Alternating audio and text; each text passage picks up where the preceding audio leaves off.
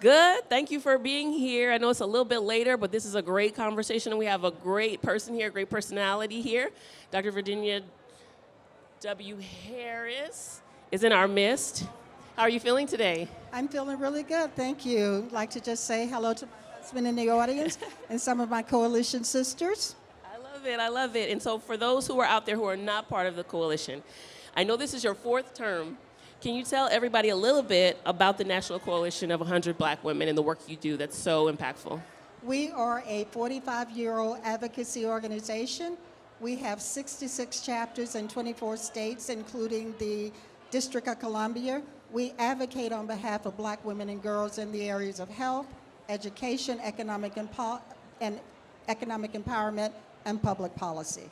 I love that. I'm sure you guys are wondering, okay, how does that connect to the author stage? But we like to highlight people who have messages on and off the page that are impactful to our community. So we're very excited to speak with Ms. Harris today. So first and foremost, I wanted to ask you, sisterhood as a concept is often talked about in like a light way, as a vibe, as the kids would say. But the National Coalition of 100 Black Women has run on it like an infrastructure for over 40 years. As the president of the NCBW, do you mind if I use the acronym? I can say the whole You thing. sure can. Okay, as the National Coalition of 100 Black Women, can you tell us what sisterhood can truly build? Well, I think that oftentimes sisterhood is misunderstood. In the National Coalition of 100 Black Women, sisterhood is a leadership strategy. It is how we bring our chapters together. We train our leaders how to meet the communities where they are, how to empower them in the areas of health, education, economic empowerment.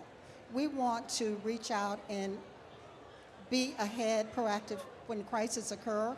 We want to have infrastructure in place so that we can always be proactive and ready to move forward with strategies, infrastructure that help us move forward.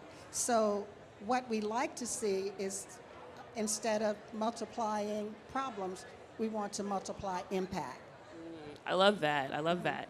And I know we were talking backstage. Can you tell us some of the states where there are chapters? Well, we have chapters in Georgia, Alabama, Arizona, New York, Ohio. We have 26 states and the District of Columbia. So you can go to our website, www.ncbw.org, and check on locator, and it'll show you exactly where our chapters are. And how can you become a member? Well, you are usually invited Okay, got you. by a member within a chapter, and they sponsor those members into the organization, and they mentor them during the time to help them become acclimated in what we need to do to get the work done. We mentor young women and girls, and we want to be sure that our members are trained to mentor those with the right spirit, the right attitude, and the right knowledge. Amen. Love that. And what's a real example of the National Coalition of 100 Black Women chapters pooling resources, connections, or influence to get something done that no single woman could have pulled off? Most of our chapters are unique in their areas. They have their own partnerships. We collaborate with other like-minded organizations. So we work collaboratively with other organizations to make sure we can have more impact in community. We are often invited to tables where we are part of the discussion on policy changes, and that affords us access to be included for allocation of funds from private sector, governmental sectors. But the most important thing is that chapters are doing wonderfully within their communities. They are known advocacy. When there is an advocacy issue in the neighborhood, they are the organization that is called by the local officials, by the politician, by the community. And so they are impacting community greatly, and they're making a big difference in how our young girls are growing up and becoming young women. And that's very important right now. How do you turn a room of accomplished women into a coalition instead of just a network? And can you share the difference? Well, with a lot of humility. We want to be sure that we face each other with respect, grace, and we do have an opportunity to disagree, but we also understand the importance of disagreeing with an understanding that we are still one coalition. Our goal is the same, And we want to be sure that we're nurturing the young people that we have sworn that we would do. Our goal is to make sure that our members in the community are financially literacy, providing programs that help them to become financially sufficient. We want to be sure that our young people have the right education so that they become, better young individuals as well. We want to be sure we are trained to make sure that there's health equity, education excellence, and public policy that will not impact and change lives that is not for the best for our communities. And I love that you said that it takes humility to create a coalition versus just networking, because obviously the work has to be most important. It has to be tantamount to everything versus me or getting to shine in front of everybody. And we operate on one mission: to advocate on behalf of Black women and girls in the areas of health, education, and economic empowerment. And once we stay focused on the mission, it's very easy to disagree, and come back to the mission. I love that. I love that. Is there a moment that you can recall off the top of your head where Sisterhood directly translated, as you mentioned earlier, you touched on it, into policy funding or an opportunity, not just support? Well, a lot of our chapters are doing extremely well in their community. I'd like to just highlight the Nashville chapter, the New Orleans chapter that's here. They have their own commitment with their local politicians, elected officials, government agencies, entities, and they have the ability to call upon those to work together to make sure that we are providing awareness, education, economic empowerment, and public policy. We are invited to the table to talk about policies that affect Black women and girls, and that's important because we want to be part of the decision-making process that impact Black women and girls. So the chapters are doing a really good job, and the work is really done at the chapter level.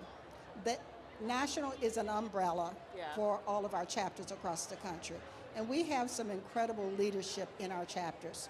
These are very powerful women that are very astute in leadership, and they are always striving to be better. I love that. I love that. The National Coalition of 100 Black Women has been doing this work since 1981. If you had to name the one issue facing Black women and girls right now that is really concerning most to you, the one advocacy that hasn't, the one that advocacy hasn't caught up to you yet, what would you say that it is? Finding a way for the intergenerational members to connect with our senior mission.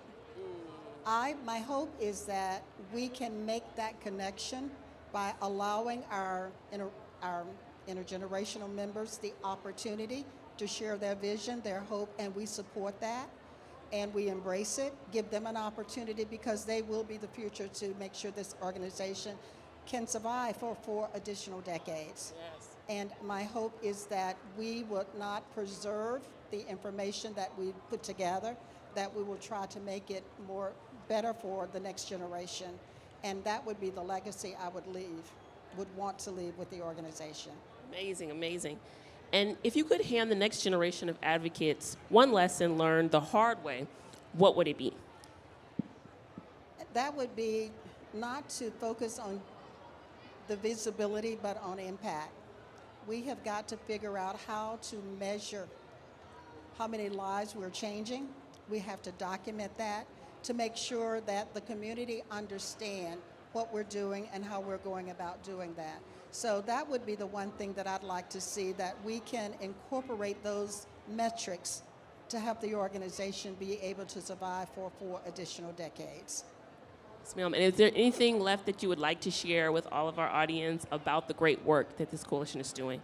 I would. We have a very strong mentoring program with Apple where we're training our young girls how to build robots, and we are going to be able to introduce that and launch that in September so the world can see what young girls can do when they have the right leadership and the right training. So we're real proud of that. Well, that is amazing. And what better way to talk about the National Coalition of 100 Black Women and celebrate the work they're doing than at Essence Festival, which is filled with so many Black women and the Centerell Black women. you're the perfect person to be here. So thank you so much for your time. And may I take a point of privilege to thank Coca-Cola for inviting us to be their nonprofit partner this year. We're so excited. Thank you. Everybody give a hand to Virginia W. Harris, please. National Coalition of 100 Black Women's president on her 4th term. Thanks so much, everybody, for listening. Thank you.